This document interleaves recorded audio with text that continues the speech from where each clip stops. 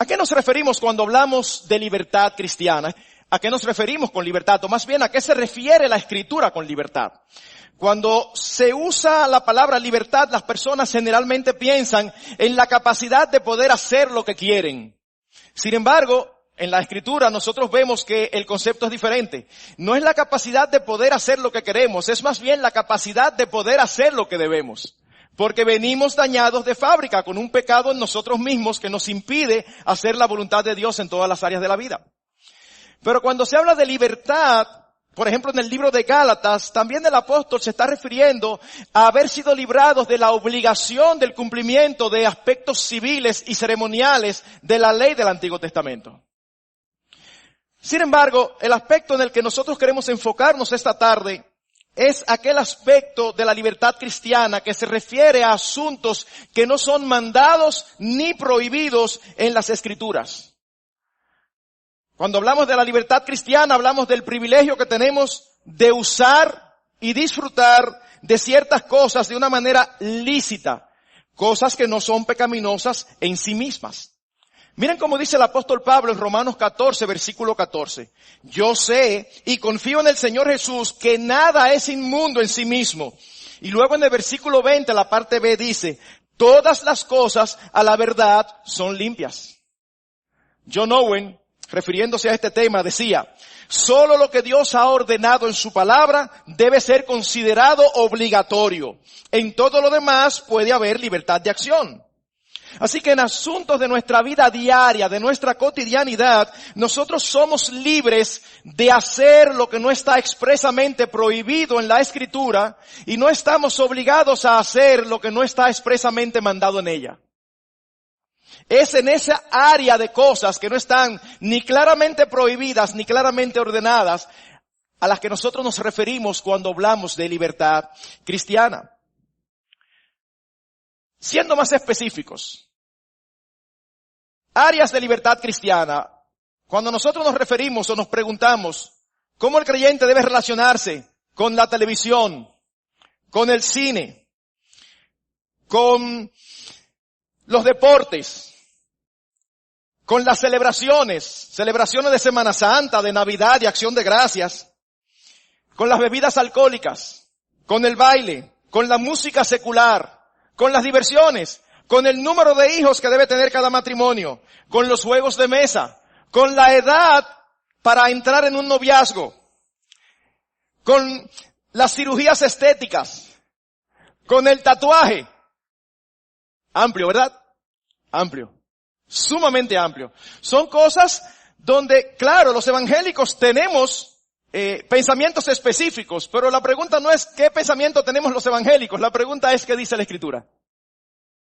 Son asuntos neutros, son asuntos grises. Ahora, cuando nosotros hablamos de libertad cristiana, me gustaría que la viéramos como una gran autopista de muchos carriles. Son tantas las cosas de las que nosotros podemos lícitamente disfrutar. Es una autopista llena de carriles por el que uno puede andar libremente. Sin embargo, es una autopista que a ambos lados tiene dos precipicios. Lo que estamos diciendo es que la libertad o el ejercicio de nuestra libertad cristiana no está exento de peligros. Eso es lo que estamos diciendo. Hay dos peligros en los extremos del uso o ejercicio de nuestra libertad.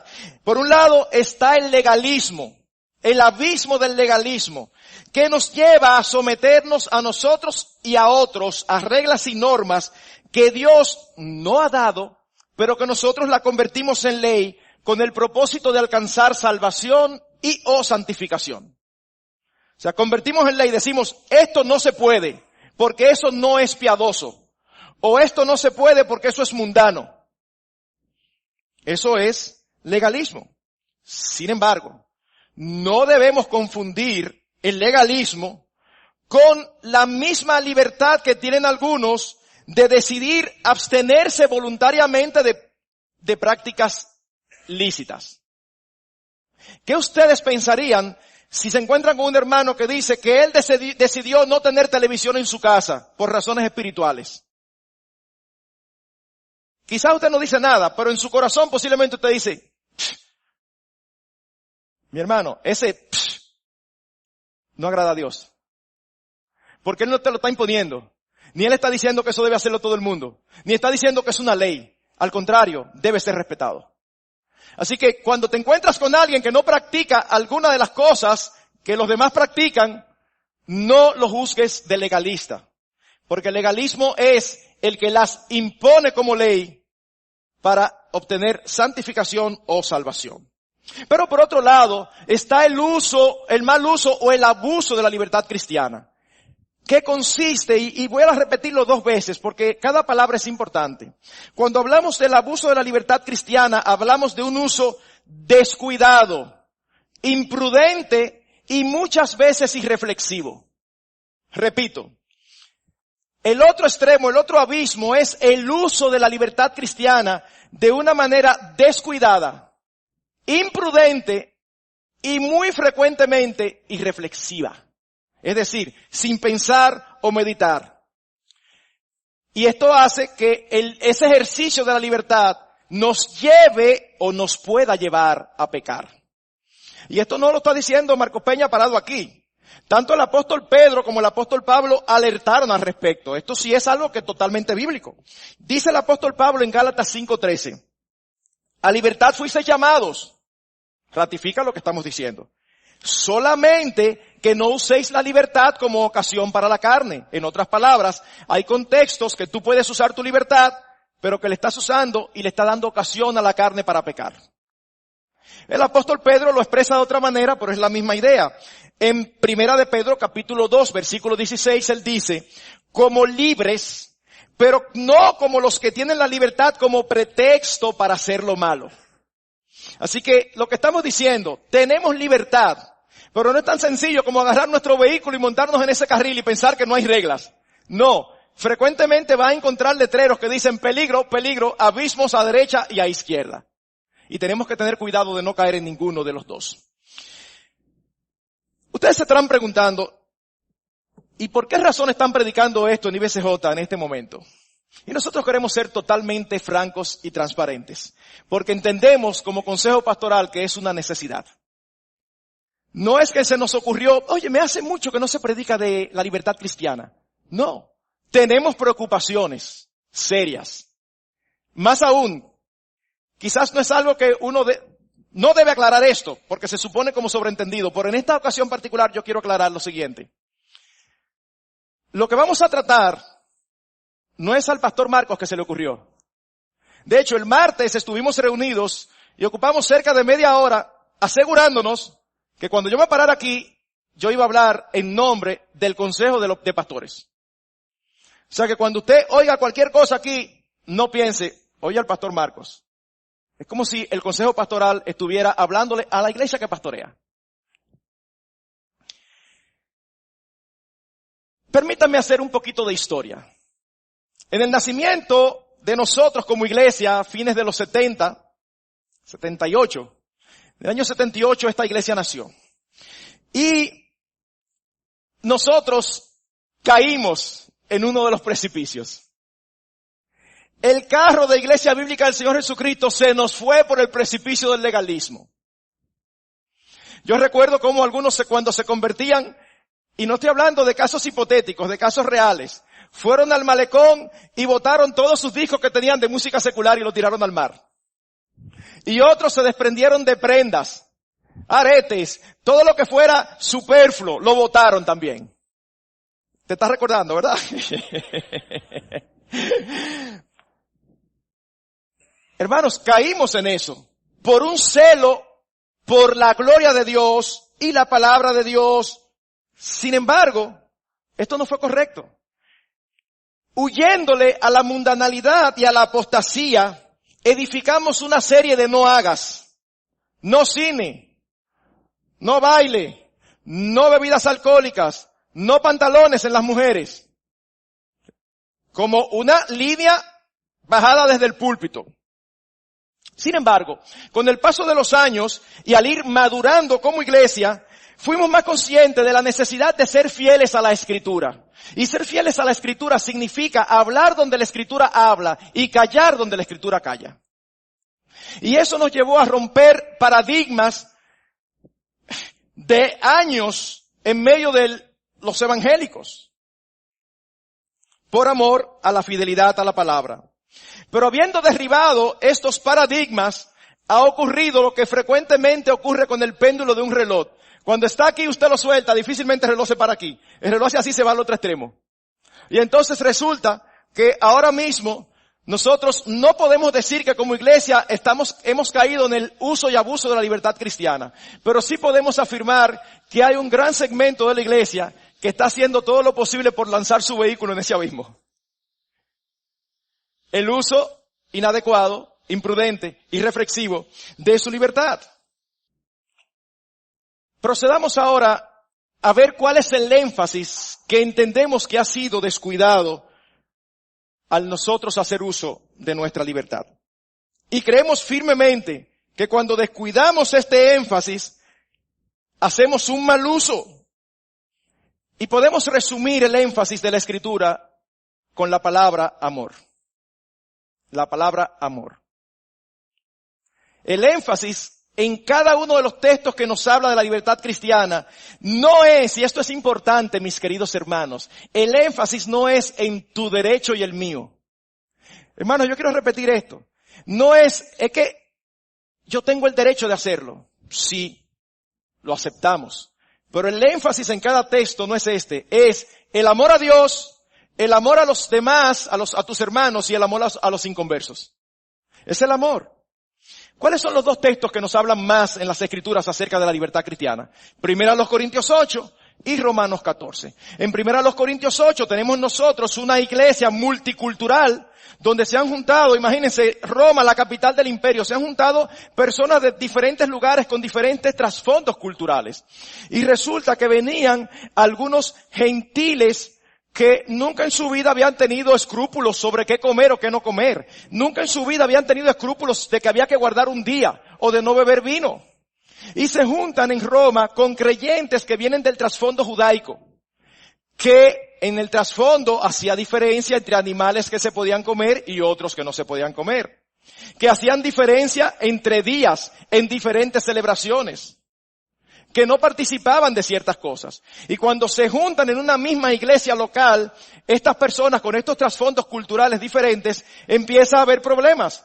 Porque aquellos, quizás de trasfondo judío, que habían decidido no comer carne, ya sea para estar seguros de que no le habían sacado toda la sangre, o que no le vendieran un animal inmundo por uno que era posible comer para ellos, ven a los paganos, a los que vienen de un trasfondo pagano comiendo de todo, dicen, pero ustedes sí son liberales.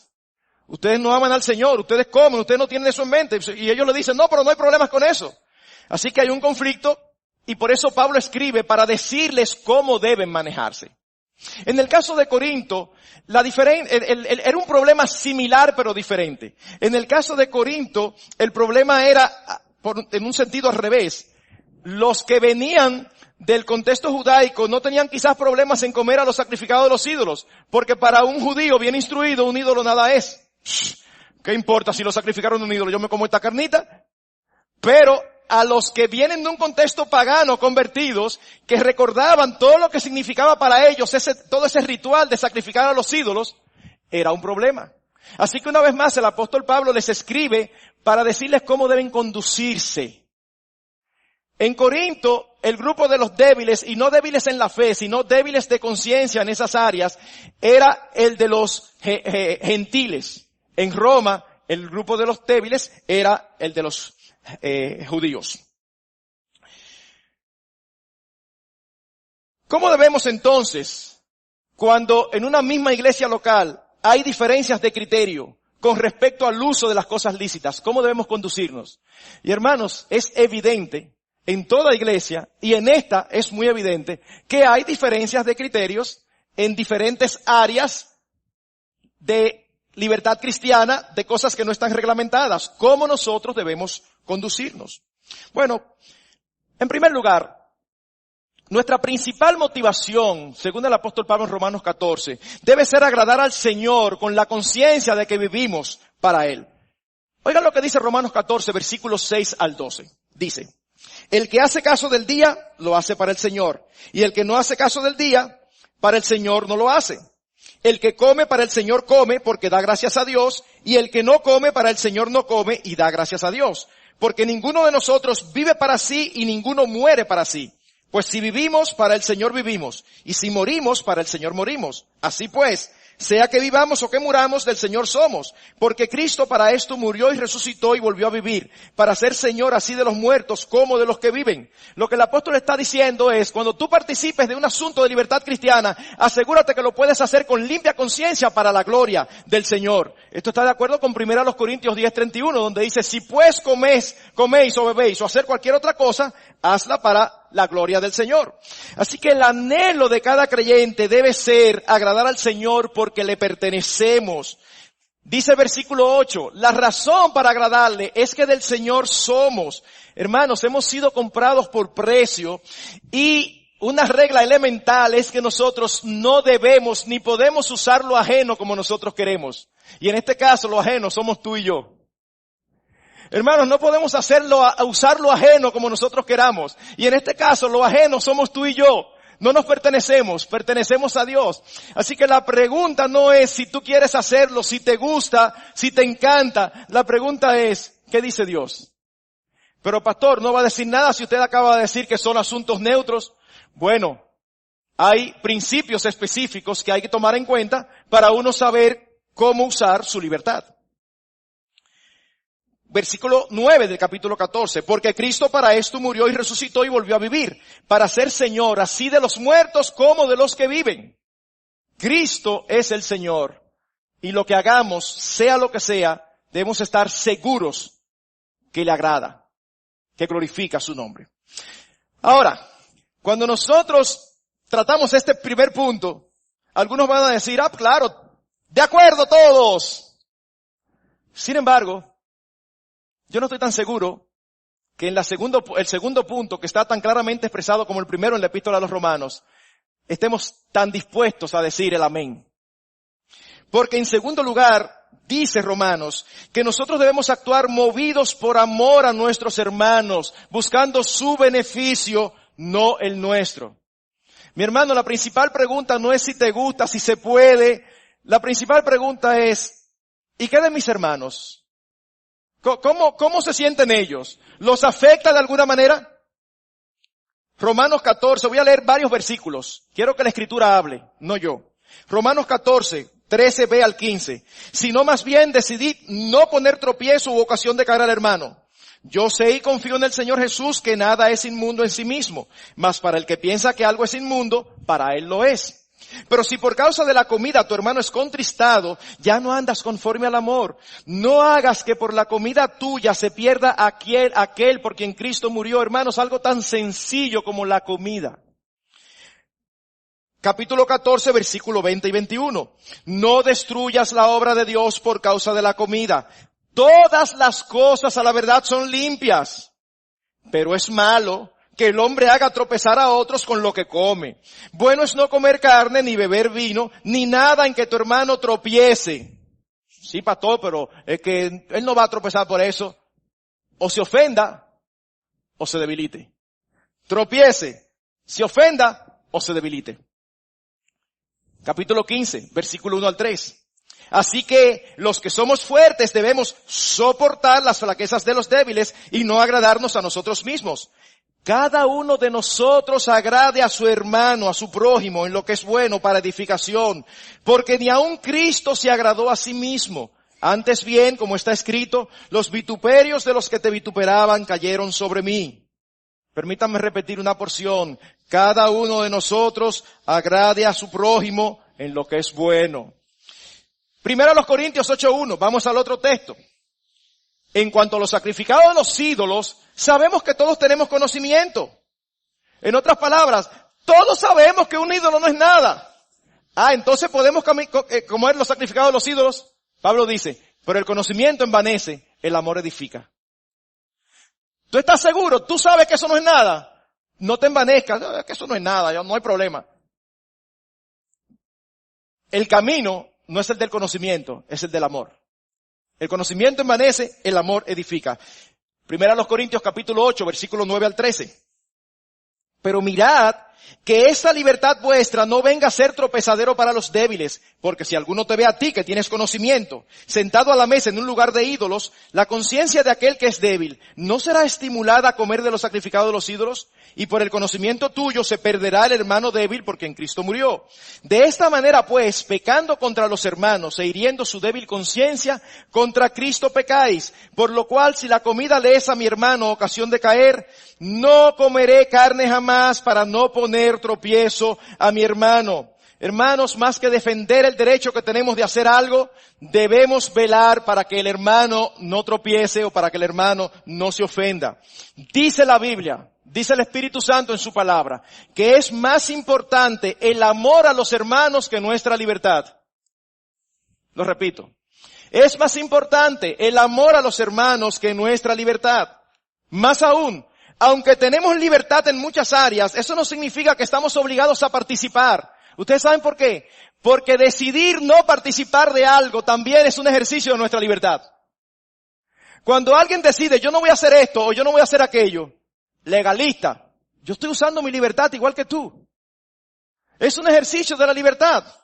Así que tenemos que aprender a convivir con estos asuntos. Una cosa es el conocimiento de nuestra libertad y otra muy diferente el ejercicio de ella.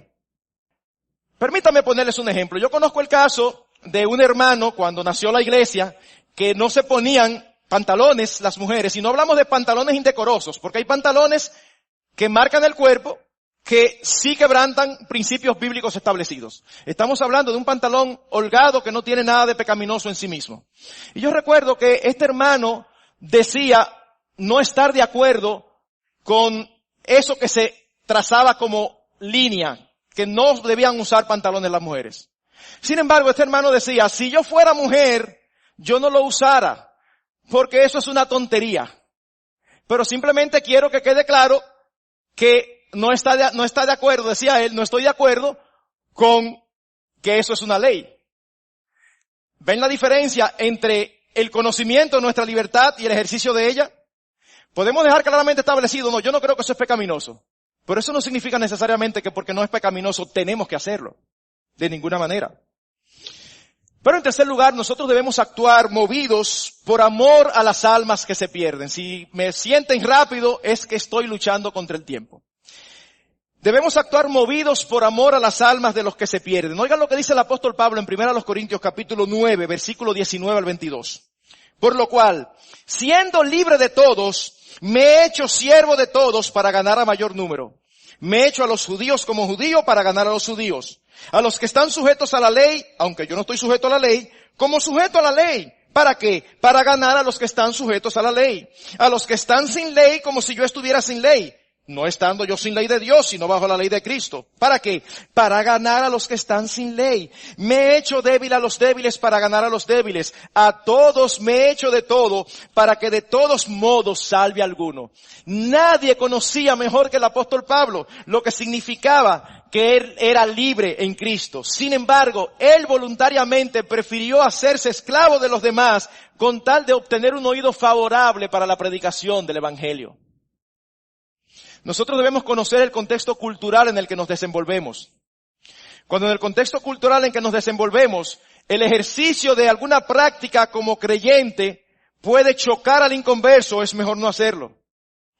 Va a haber ocasiones en que el ejercicio de una práctica típicamente condenada por los evangélicos va a ser más bien ceder para ganar el oído del no creyente. Pero cada caso es peculiar, cada caso es particular. Lo que debe de importarnos no es si tengo el derecho, es qué hace más bien para yo lograr el oído de aquel a quien debo predicarle el evangelio. Pero en cuarto lugar, debemos actuar movidos por amor a nuestras propias almas, no por amor a nosotros mismos, por amor a nuestras propias almas. Luego del apóstol Pablo decir que él se hacía esclavo de los demás y que no hacía uso de su libertad para poder predicarle a todos, él sigue hablando y sigue el mismo tema. 1 Corintios 9, 23 al 27. Y esto hago por causa del evangelio, para hacerme copartícipe de él. ¿No sabéis que los que corren en el estadio, todos a la verdad corren, pero uno solo se lleva el premio? Corred de tal manera que lo obtengáis. Todo aquel que lucha, de todo se abstiene. Ellos a la verdad para recibir una corona corruptible, pero nosotros una incorruptible. Así que yo de esta manera corro, no como a la aventura. De esta manera peleo, no como quien golpea al aire, sino que golpeo mi cuerpo y lo pongo en servidumbre, no sea que habiendo sido heraldo para otros, yo mismo venga a ser eliminado. El apóstol Pablo no hacía uso de todas sus libertades en Cristo porque él tenía cuidado de su alma. Él tenía cuidado y sabía que había cosas inocentes y puras en sí mismas que pueden tornarse en pecaminosas por nuestro pecado remanente y por nuestro engañoso corazón. Hermanos, muchas de las cosas que tenemos libertad de hacer pueden convertirse en un impedimento en nuestro progreso en el Evangelio y en parecernos cada vez más hacia el Señor Jesucristo.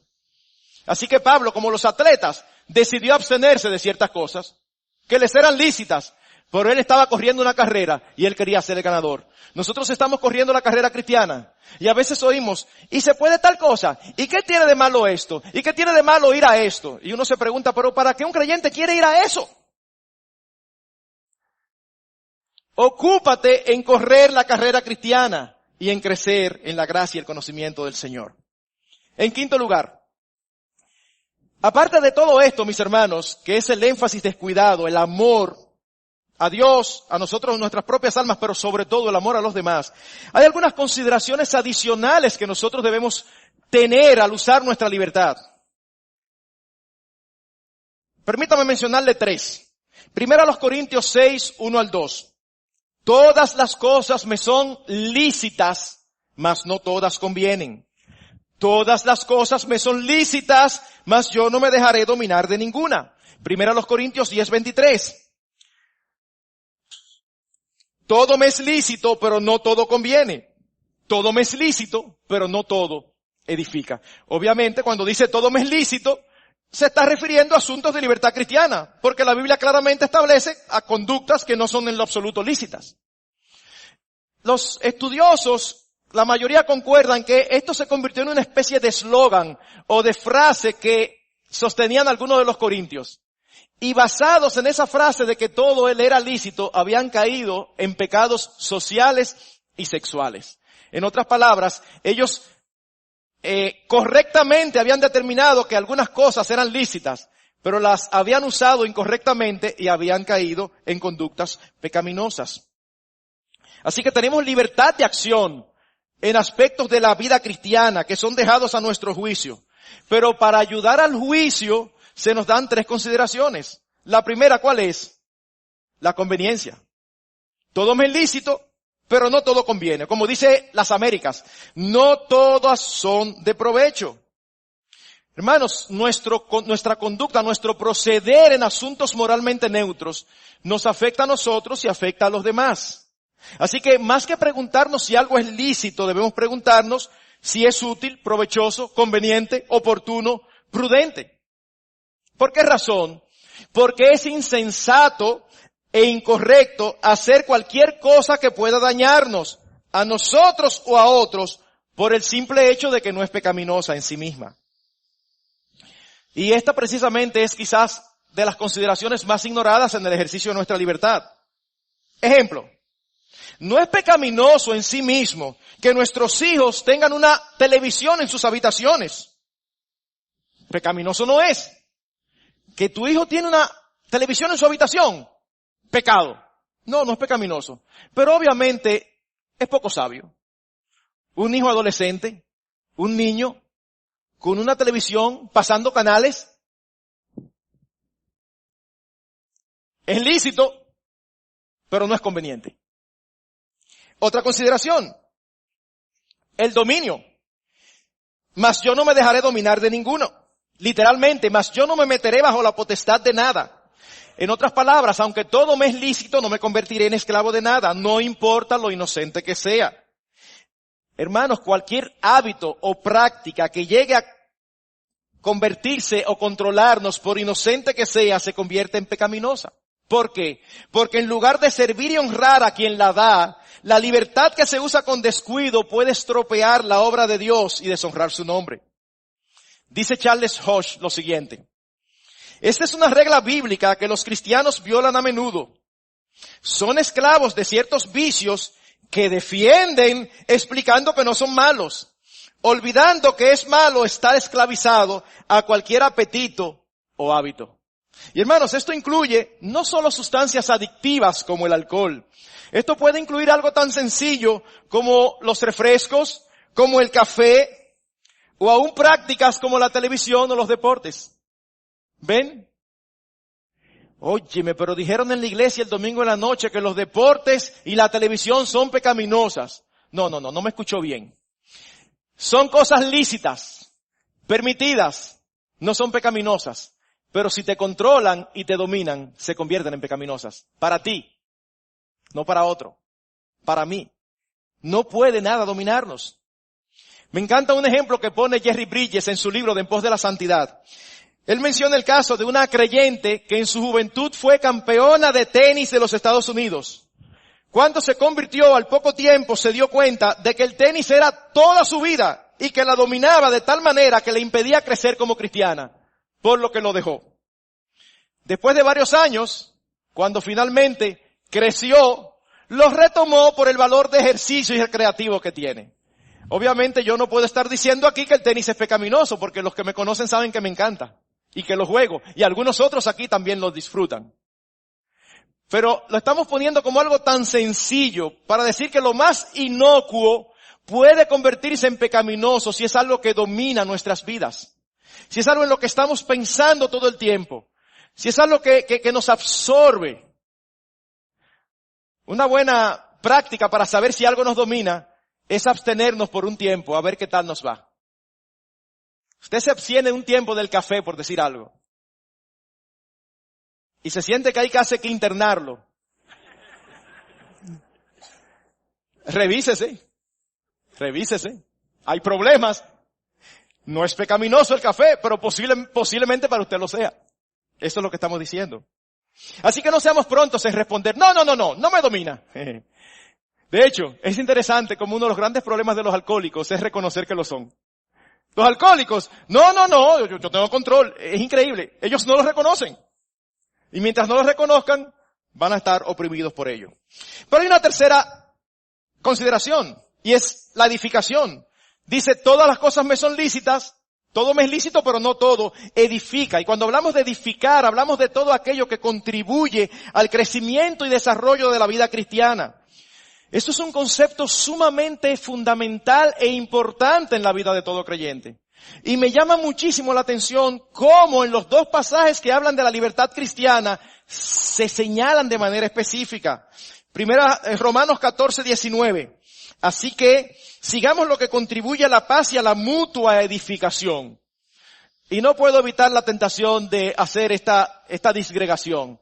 Mutua edificación, o sea que no es solamente que los fuertes de Roma edificaban a los débiles, sino que esos débiles edificaban a los fuertes también. Cierro la disgregación. Romanos 15:2. Cada uno de nosotros agrade a su prójimo en lo que es bueno para edificación. Primera a los Corintios 8:1.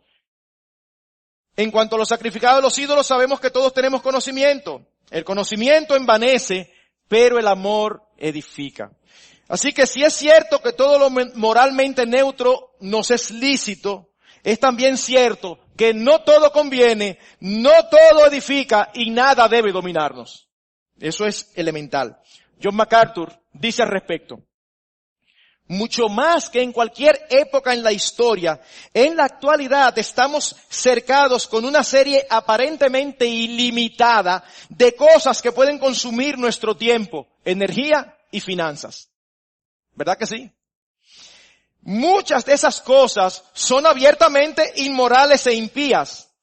Pero hay tantas cosas inocentes en sí mismas que por ser abundantes y asequibles se convierten en una amenaza real para nuestra devoción al Señor. Retardan nuestro crecimiento en la gracia y reducen nuestra utilidad espiritual. Creo que fue muy claro.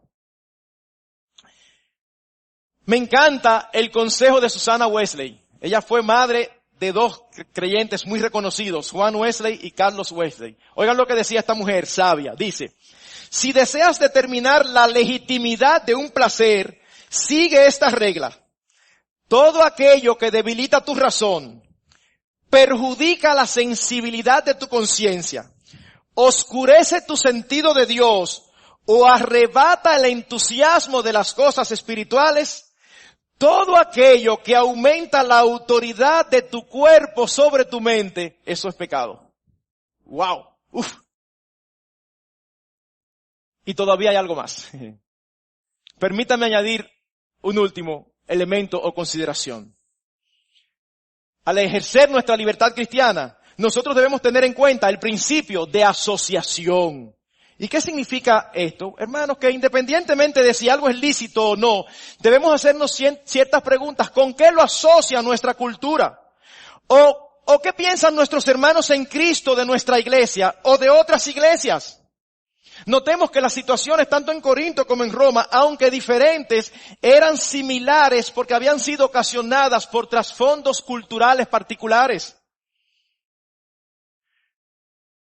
Así que nosotros tenemos que preguntarnos, ¿cuál es la asociación?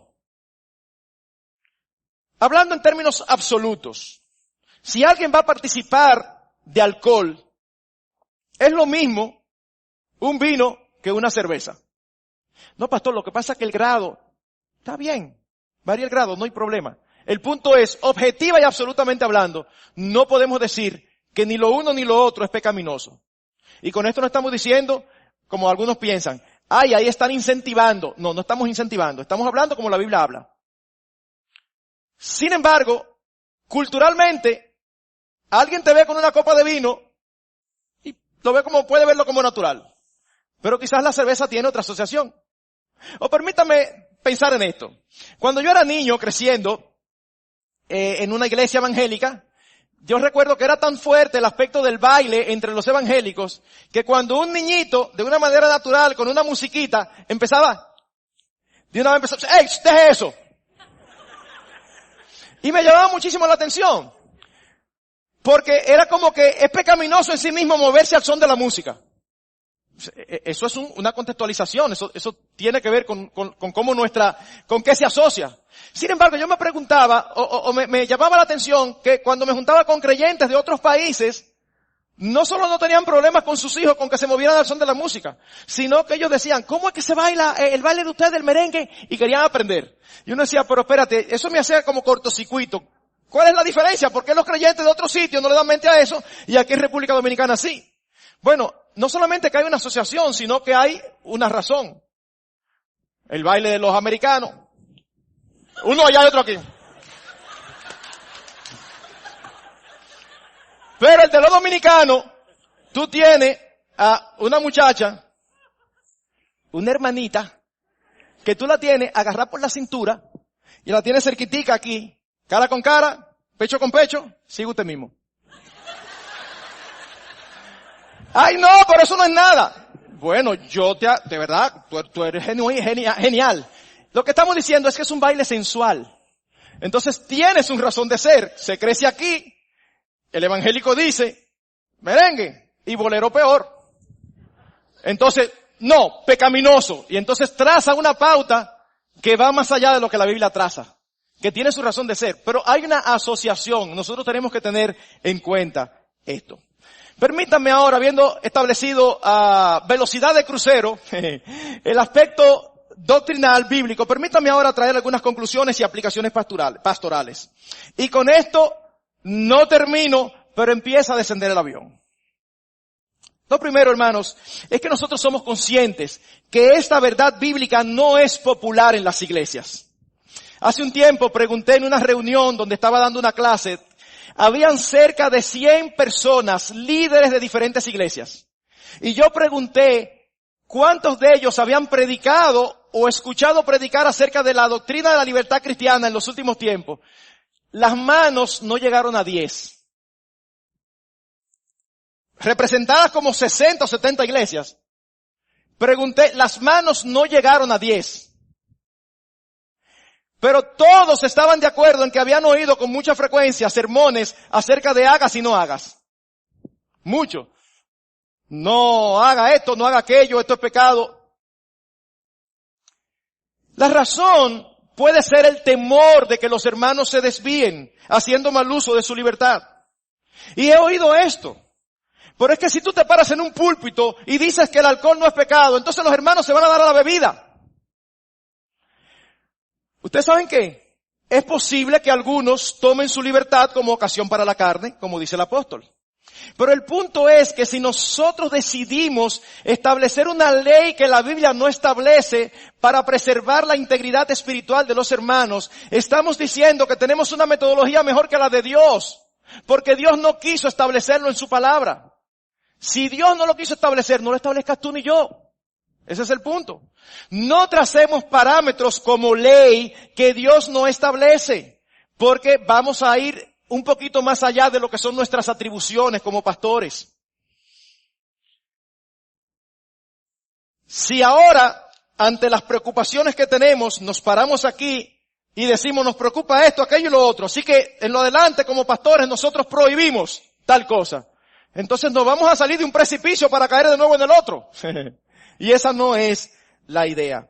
Sin embargo, esto no elimina la posibilidad y la realidad y lo lícito de nosotros establecer posiciones institucionales. Ejemplo,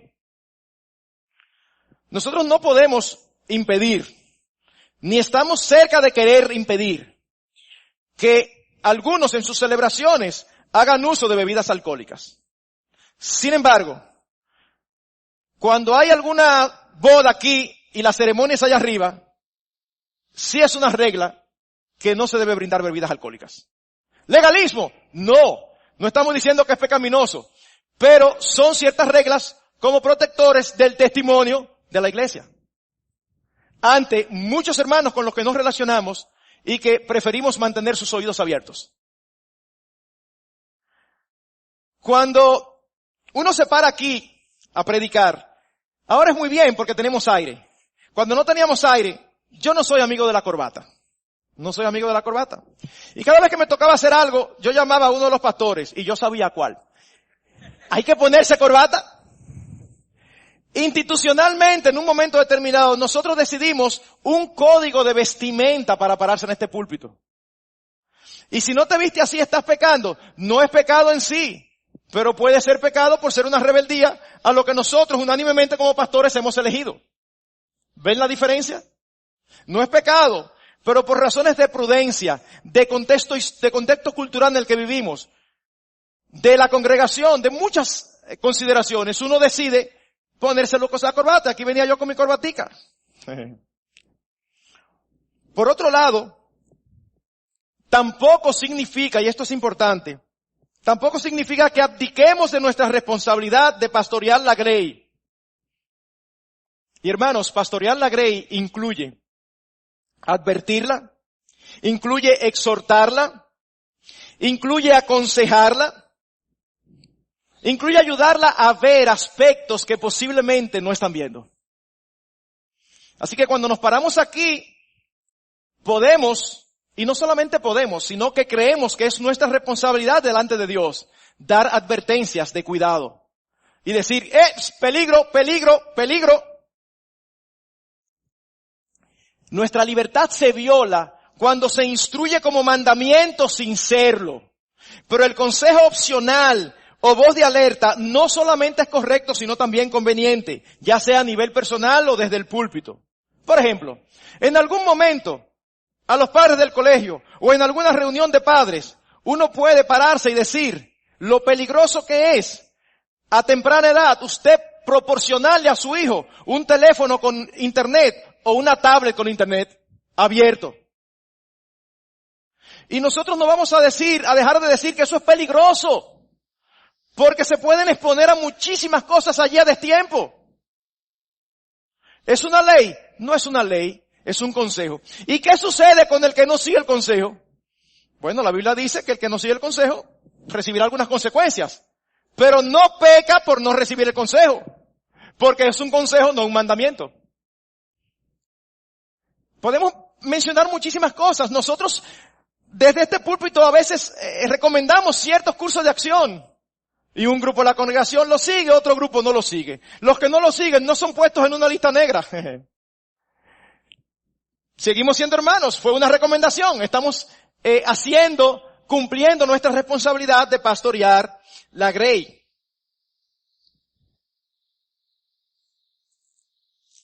Algunas de las cosas que nos preocupan tienen que ver con los lugares y las actividades en las que oímos que algunos jóvenes y otros no tan jóvenes están participando.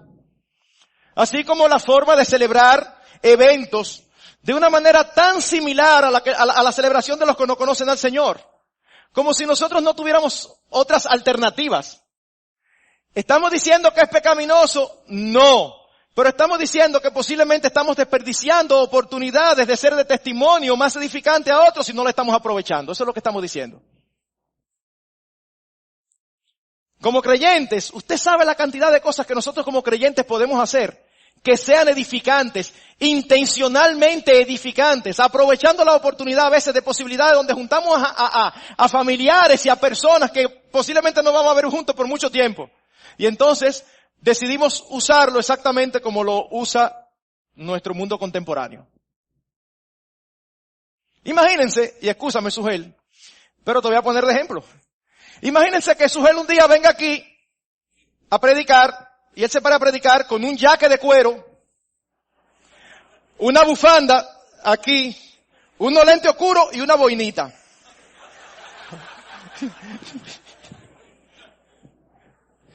Pregunta, ¿es lícito? Sí, es lícito. ¿Pero por qué tenemos que hacerlo exactamente igual que como los artistas?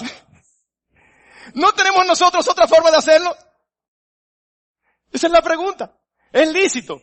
Pero seguro que al final muchos cuando preguntan de qué predicó, no me recuerdo, pero oye, me sujetaba así.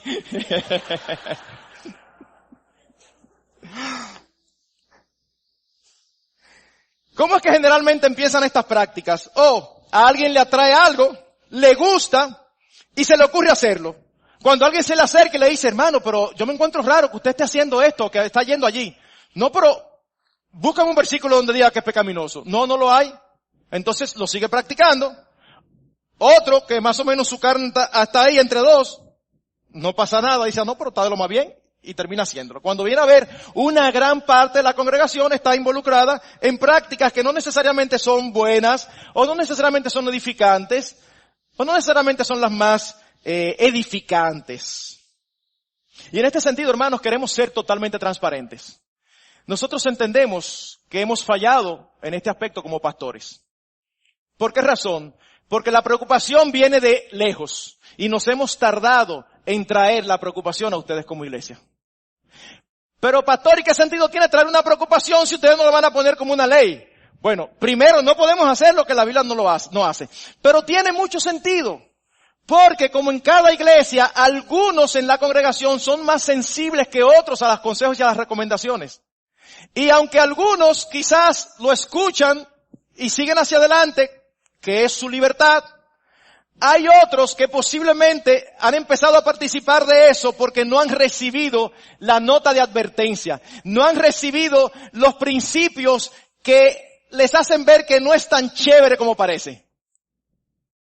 Entonces, es por eso que nosotros queremos hablar claramente como a una familia, no como quien manda, sino como padres a hijos, aconsejando, recomendando, y abriendo nuestro corazón diciendo, nos preocupa esto, nos preocupa aquello. Cuando lo único que nos interesa es saber si algo es lícito para participar o para tomar una decisión, estamos descuidando el aspecto más importante a tener en cuenta en el ejercicio de nuestra libertad. Lo que intentamos decir desde que empezamos es que el hecho de que la Biblia nos diga que seamos libres para hacer algo no significa que tenemos que hacerlo. En el uso de nuestra libertad podemos también decidir no hacerlo por otros principios. Porque cuando el creyente usa su libertad para promover su propia causa, deja de servir a Dios. Oigan lo que dice Walter Chantry. En nombre de la libertad, cristianos profesantes se sacian a sí mismos con lujos, entretenimientos y placeres sensuales. Bajo el estandarte de la libertad, los hombres dan rienda suelta a su sed de riquezas, las mujeres se visten sin modestia, alimentando la vanidad que tanto ama llamar la atención, y la juventud se entrega a los deportes y a la ociosidad. detrás de la caída de muchos cristianos en inmoralidades obvias ha estado el uso de cosas neutras para servirse a sí mismos. Y si usted quiere olvidarse de toda esta cita, por lo menos recuerde esta frase que sigue. El ego convierte la libertad en libertinaje. Yo lo repito. El ego convierte la libertad en libertinaje. De lo visto hasta ahora, hermanos, es evidente que aun siendo libres en Cristo, hay un uso de nuestra libertad que puede causar daño, tristeza, dolor, o en el peor de los casos, hacer pecar a nuestros hermanos. Y es nuestra responsabilidad como creyentes decidir que eso no suceda. Así que permítanme concluir mostrándole un camino aún más excelente.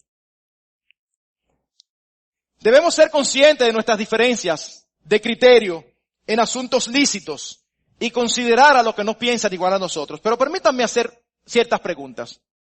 Hermanos, ¿no sería más piadoso considerar a los que no piensan igual que nosotros? ¿No sería más piadoso considerar cómo se sentirían otros hermanos que asisten a eventos nuestros con ciertas prácticas? Ah, no, si él se siente mal, el problema de él. Falta de legalita. Pero ¿no sería más piadoso considerar eso?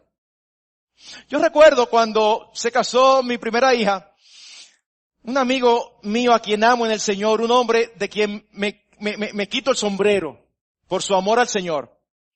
Es un hombre que es muy fuerte con esto del alcohol. Tanto así que si él sabe de una actividad donde va a haber alcohol, él no va. Pero es un amigo íntimo mío. Y yo digo, no, yo no quiero brindar alcohol en la boda. Y en la providencia del Señor, yo salí en el momento que él llegaba a la recepción. Y había a la entrada un mozo con copas de sidra sin alcohol. Y yo recuerdo haberme chocado frente a frente con su rostro. Y cuando él vio la bandeja, a él se le demudó el rostro. Él venía medio sonriente y cuando vio la bandeja, se le cambió el rostro. Y gracias al Señor iba saliendo en ese momento y dije, no te preocupes fulano que no tiene alcohol. Y entonces el rostro volvió a cambiarle. Vamos ahora a hacer un análisis de quién tiene la razón. O sea, vamos a sentarnos a hacer un análisis de quién tiene la razón, si él o nosotros. Yo quiero que él esté en mi boda, en la boda de mi hija, yo quiero que la disfrute. ¿No es acaso un camino más excelente considerar cómo se pueden sentir otros? O si algo de lo que allí se haga puede serles de tropiezo. ¿No sería adecuado, hermanos, considerar lo que piensan muchos hermanos de otras iglesias con las que nos relacionamos? ¿Y qué con aquellas iglesias que nos toman como ejemplo a seguir? Ustedes no se imaginan la cantidad de iglesias que nos tienen a nosotros como modelo. Y reciben instrucción y enseñanza. ¡Wow! Y en algún momento determinado se topan con actividades donde estamos haciendo uso de nuestra libertad totalmente contrario a lo que en ellas se practica. Y eso puede cerrar sus oídos. ¿Vale el precio? ¿Vale la pena que sus oídos se cierren por algo? ¿No sería mejor uno pensar y tratar de evitar obstáculos? Que los obstáculos los ponga el diablo naturalmente y no que lo pongamos nosotros.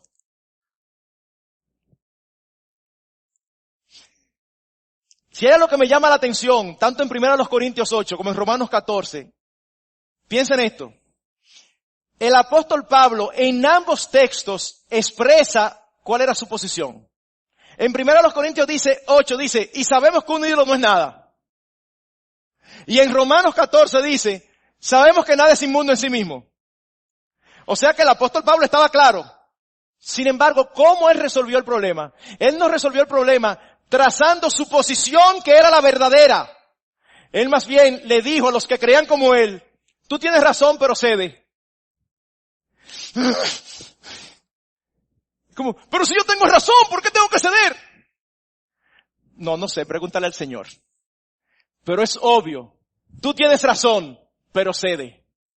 Es obvio que la ley del amor debe primar. Este es precisamente, hermanos, el énfasis descuidado. ¿Y ustedes saben qué? Yo creo firmemente que el mensaje de Nico el domingo pasado preparó el terreno para este sermón. Porque usted dirá, ¿y qué tiene que ver lo que predicó Nicolás con este sermón? Mucho, mucho. Él predicaba acerca de la humildad de Cristo, el ejemplo de humildad de Cristo. ¿Cómo empieza Filipenses 2? Ninguno busque su propio bien, sino el del otro. Y entonces da el ejemplo de Cristo.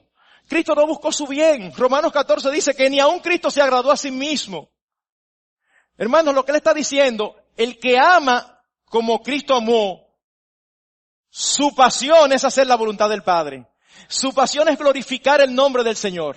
Y cualquier cosa que huela que puede ser un impedimento, no nos vamos a detener a discutir si es un impedimento o no. Sencillamente pues no lo hacemos y seguimos corriendo esta carrera. Que muchas cosas importantes tenemos por delante. Hermanos, nosotros no venimos aquí en esta noche a trazar pautas. Vuelvo y repito, venimos como pastores. Venimos como padres a hijos a decirle, estamos preocupados.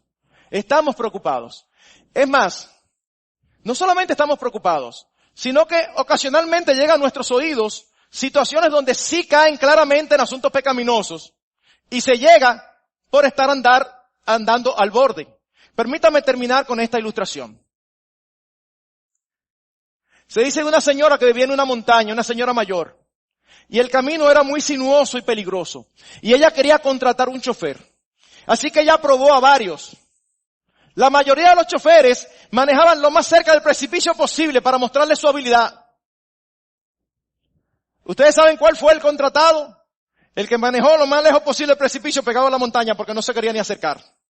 Hermanos, a veces algunos de nosotros vivimos la vida cristiana como si queremos mostrar nuestra habilidad. Es en el borde del precipicio. Y hermanos, es imposible andar todo el tiempo en el borde del precipicio sin ocasionalmente caerse. Lo que estamos diciendo es que estamos preocupados por el uso de la libertad de muchos. Y al mismo tiempo hemos oído de situaciones que sí rayan en lo pecaminoso, que no se hubiera caído ahí si no se anda tan en el borde. Así que nuestra recomendación es, hermanos, alejémonos del borde. La autopista de la libertad cristiana es amplia. Exhortación pastoral. Hermanos, manejemos a toda velocidad en el carril del centro. Alejémonos de los bordes porque es peligroso.